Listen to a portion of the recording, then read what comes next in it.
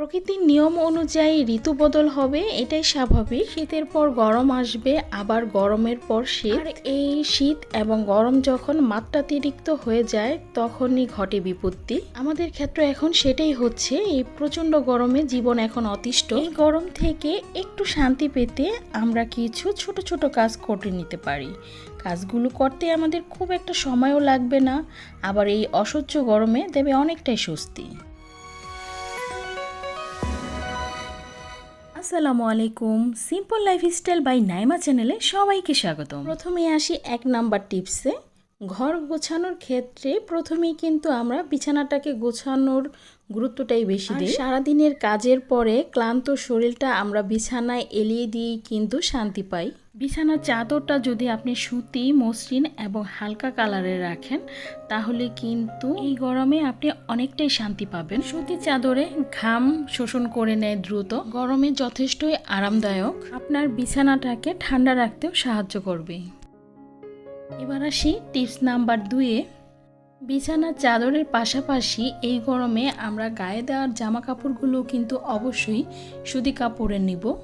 প্রতিবার গরমে আমি কি করি দেখেন, যত পুরনো সুতি জামা কাপড় আছে সেগুলো যদি কোথাও তোলাও থাকে সেখান থেকে নামিয়ে আমি গরমে পরার জন্য সামনে রেখে দিই। এই পুরানো সুতি কাপড়গুলো যে কতটা আরাম দেয় এই গরমে, যদি আপনারা কেউ ব্যবহার করে থাকেন তাহলে বুঝতে পারবেন। আর এই গরমে দাওয়াত বা বিয়ে বাড়ি যতটা সম্ভব এড়িয়ে থাকাটাই ভালো।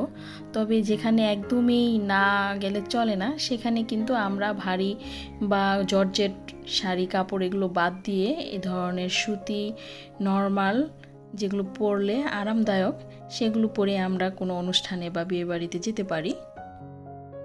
এবার আসি টিপস নাম্বার 3-এ। শীতের সময় দেখা যায় আমরা ঘর ভর্তি বড় বড় কার্পেট পাপোশ দিয়ে ফ্লোরটাকে যতটা সম্ভব ঢেকে রাখি। তো শীতের পর অবশ্যই সেগুলো তুলে ফেলা উচিত। তারপর আমি এটা মিডিয়াম সাইজের একটা পাপোশ ছিল সেটাকে রেখেছিলাম, তো এই গরমে বাধ্য হয়ে সেটাকেও তুলে ফেললাম। তো আমরা সেটাই করব, যে বড় যে পাপোশগুলো আছে সেগুলো এই গরমে তুলে ফেলবো এবং ছোট ছোট পাপোশ যেখানে প্রয়োজন সেখানে বিছিয়ে দিব। এতে ফ্লোরটা অনেকটাই ঠান্ডা থাকবে। এবার আসি টিপস নাম্বার 4-এ। আমাদের ঘরে কম বেশি সবারই এই ধরনের পুরনো পাপোশ থাকে। তো এই গরমে আমরা সেই পাপোশগুলো দেখেন এইভাবে কিন্তু ভিজিয়ে নিতে পারি। আর ভিজিয়ে রাখলে যেখানে বিছাবো সেখানে কিন্তু অনেকক্ষণ যাবত ফ্লোরটা ঠান্ডা থাকবে। আর গরমে আমাদের অনেকেরই পা জ্বালা পোড়া করে, তো আমরা তখন এই ভিজানো পাপোশটার মধ্যে কিছুক্ষণ দাঁড়িয়ে থাকতে পারি। এতে পায়ের যে জ্বালা পোড়া ভাবটা সেটা অনেকটাই কমে যাবে। এবার আসি টিপস নাম্বার 5-এ। দেখতেই পাচ্ছেন আমি ঘর মুছছি, কিন্তু আমার ঘরটা কিন্তু পরিষ্কার। এর আগেও আমি ঘরটা মুছেছি, কিন্তু তারপরেও এখন যেহেতু দুপুর প্রচণ্ড গরম বাইরে ছড়িয়ে পড়েছে আর সেই গরম ঘরেও লাগছে, তাই এভাবে যদি দিনে আমরা কয়েকবার ফ্লোরটাকে এভাবে একটা মগ বা যে দাঁড়িয়ে মোছানোর যেই ঘর মোছার যেই স্ট্যান্ডগুলো পাওয়া যায় সেগুলো দিয়ে যদি আমরা এভাবে কয়েকবার ঘরটা মুছে নিই তাহলে দেখবেন ফ্লোর যে রোদের তাপে গরম হয়ে যায় সেটা অনেকটাই ঠান্ডা হয়ে যাবে। টিপস নাম্বার 6, আপনার ঘরটা যদি পরিষ্কার পরিচ্ছন্ন থাকে দেখবেন গরমটা এমনিতেও অনেক কম লাগছে।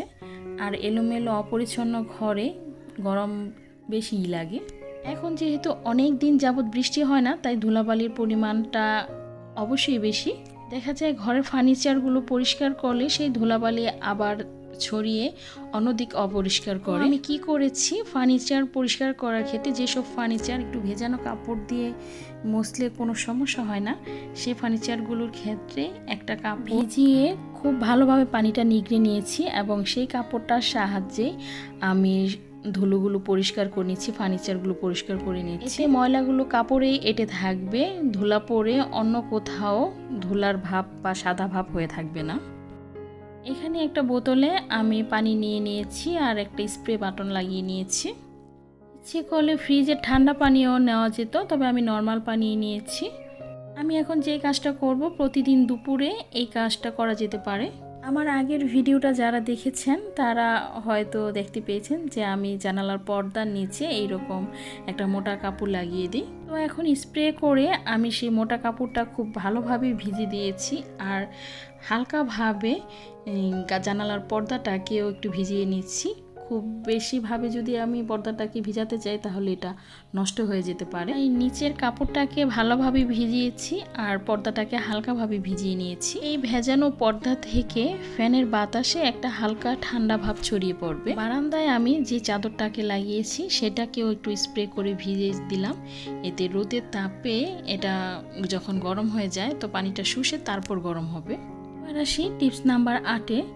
তো অনেক সময় এখন দেখা যাচ্ছে আমাদের ফ্রিজের নর্মালি যে খাবারগুলো সেগুলো খুব দ্রুতই নষ্ট হয়ে যাচ্ছে। এই ধরনের ডিজিটাল ফ্রিজগুলোতে আমরা টেম্পারেচার দেখতে পারি যে ফ্রিজ কি অবস্থায় আছে। নর্মাল ফ্রিজের টেম্পারেচার যখন 3-4-এর বেশি উপরে উঠে যায় তখন খুব দ্রুতই নর্মাল ফ্রিজের খাবার নষ্ট হয়ে যায়। নর্মাল ফ্রিজের টেম্পারেচার আমাদের যতটা সম্ভব 3 ডিগ্রির নিচে রাখাই বেটার। যাদের ডিজিটাল ফ্রিজ নেই তাদের তো বোঝা খুব কষ্টদায়ক যে ফ্রিজ কি অবস্থায় আছে। সেই অবস্থায় আমরা কি করব?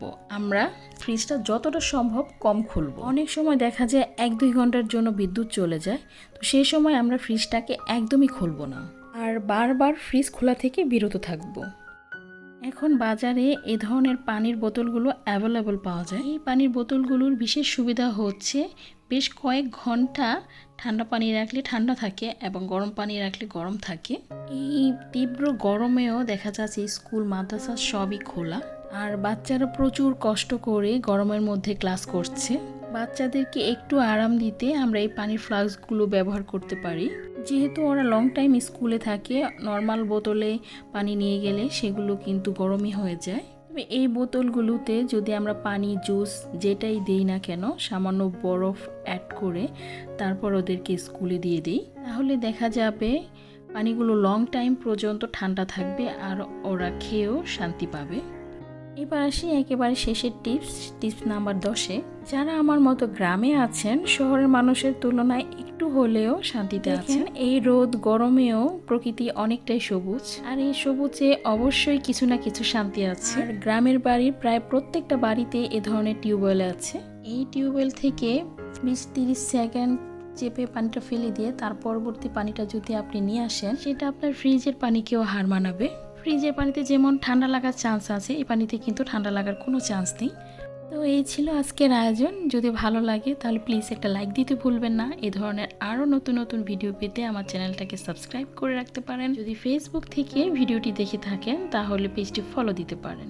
আজ এই পর্যন্তই। সবাই অনেক ভালো থাকবেন। আল্লাহ হাফেজ। আসসালামু আলাইকুম।